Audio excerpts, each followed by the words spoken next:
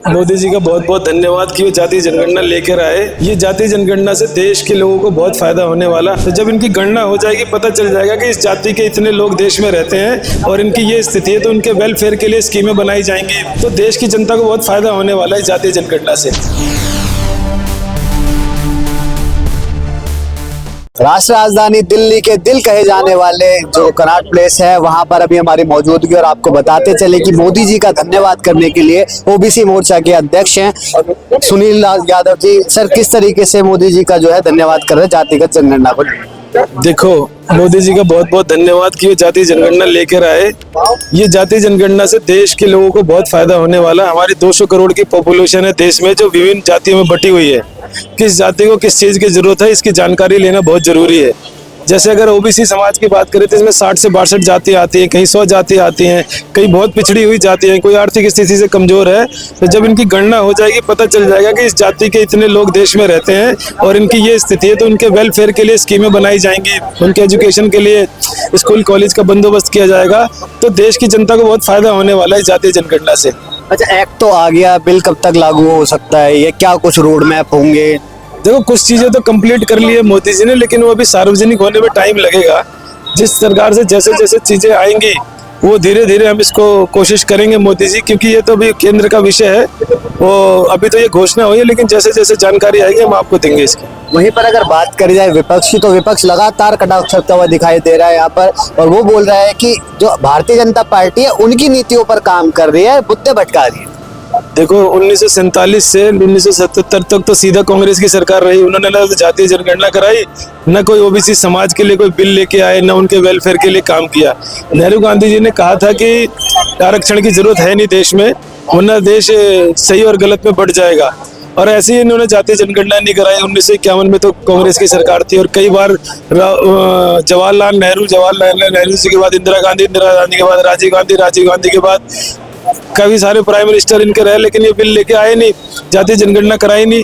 ये हमारी भाजपा की मांग हमेशा से रही है, उसी को हमने इम्प्लीमेंट किया है। और 2025 में आने वाले समय में जातीय जनगणना होगी, देश का फायदा होगा। विपक्ष लगातार आपके ऊपर ये भी आरोप लगा रहा है, एक तो उनकी नीतियां चुरा रहे हैं आप, दूसरा मुद्दे भटका रहे हैं। जो पहलगाम में वो हुआ आतंकी हमला, उसको लेकर मुद्दे हटा रहे हैं, और बिहार के चुनाव है इसलिए। देखो, अगर बीच चुनाव का फायदा लेना होता तो ये 2024 से पहले जातीय जनगणना करा लेनी चाहिए थी हमें। और बिहार के चुनाव में जातीय जनगणना जो होगी, बिहार के चुनाव के बाद ही इसका रिजल्ट आना है। तो बिहार के चुनाव में तो इसका कोई फायदा भारतीय जनता पार्टी को मिलने वाला नहीं है। और दूसरी बात कि ये भारतीय जनता पार्टी का मुद्दा था। 2010 से हम लोग इसकी मांग कर रहे हैं। पार्लियामेंट में हमारी एक स्पीच है अरुण जेटली जी की, सुषमा स्वराज जी की, जो बीच बीच में वो इसकी हम लोग मांग करते थे जब कांग्रेस की सरकार थी। तो संविधान की किताब लेके घूमने से और मुद्दे को भटकाने से ये उनका मुद्दा नहीं जाता। ये हमेशा से भाजपा का मुद्दा रहा है, क्योंकि मोदी जी हमेशा जो दलित है, पिछड़ा है, शोषित है, उसके लिए काम करने के लिए जाने जाते हैं।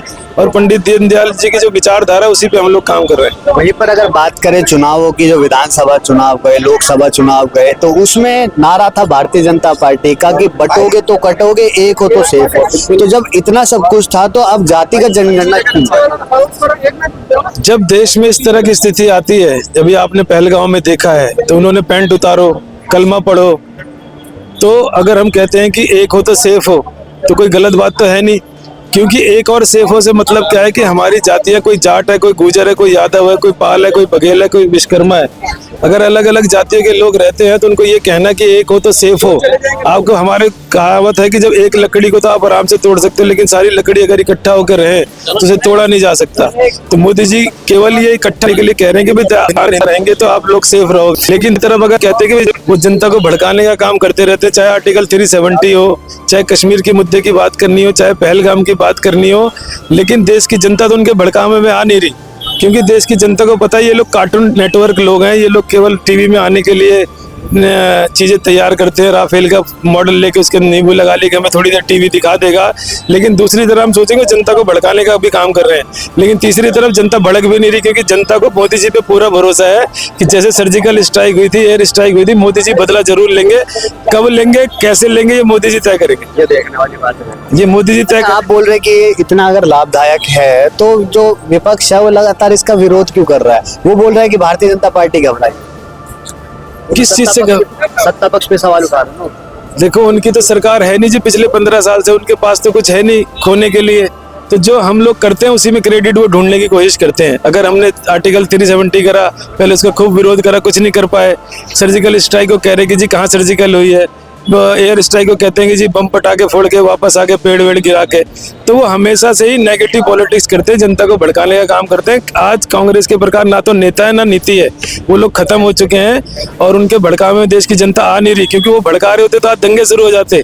जनता को मोदी जी पे भरोसा है, इसलिए लोग आराम से बैठेंगे, मोदी जी बदला जरूर लेंगे, मोदी है तो मुमकिन है। बहुत शुक्रिया हमसे बात करने के लिए। तो ये थे हमारे साथ बातचीत करने के लिए ओबीसी मोर्चा के अध्यक्ष हैं सुनील यादव, जिनका साफ तौर पर यही कहना था कि विपक्ष का काम जो है वो सिर्फ और सिर्फ मुद्दे भटकाना है, गंदी राजनीति करना है, क्योंकि विपक्ष के पास ना नीतियां हैं ना नेता है। अब देखने वाली बात ये रहती है कि जातिगत जनगणना जब होगी, अभी एक्ट तो आ चुका है, बिल आना है, रोड मैप क्या होंगे, ये देखने वाली बात रहती है। फिलहाल के लिए बस इतना ही। दैनिक डिजिटल लाइव के लिए दिल्ली से अभिषेक सिंह।